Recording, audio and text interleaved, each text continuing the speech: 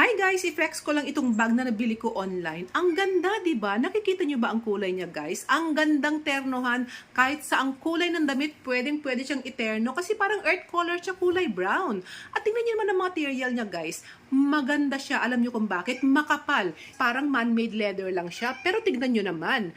Ang ganda, oh.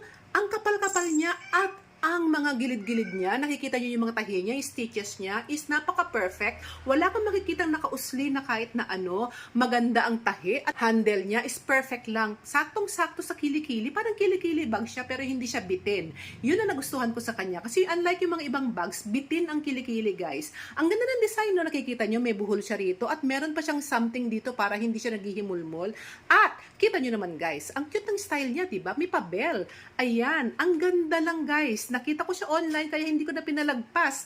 Unlike yung mga ibang bag talaga na madaling mabakbak, ito, guys, makikita ninyo ang quality.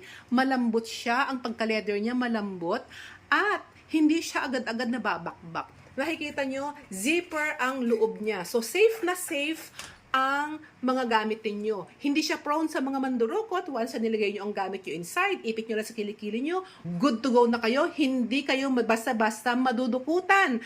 Ang cute nyo, guys, baligtarin natin. Ganyan. Sa likod is ganyan din. Kita nyo yan? Diba? Parang nakabuhol lang siya rito pero napakatibay. Hindi basta-basta natatanggal. At ang harap niya is parang meron pa siyang keychain na parang may nakatali rito at may bell siya. Ang cute! Pasilip ko sa inyo ang loob.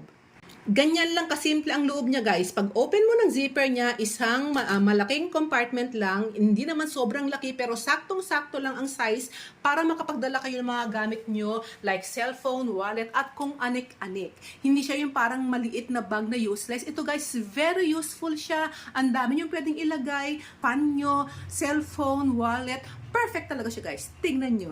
Diba? Ang cute niya lang. So, ano pa hinihintay nyo? If you are interested kung saan ko nabili, just click down below.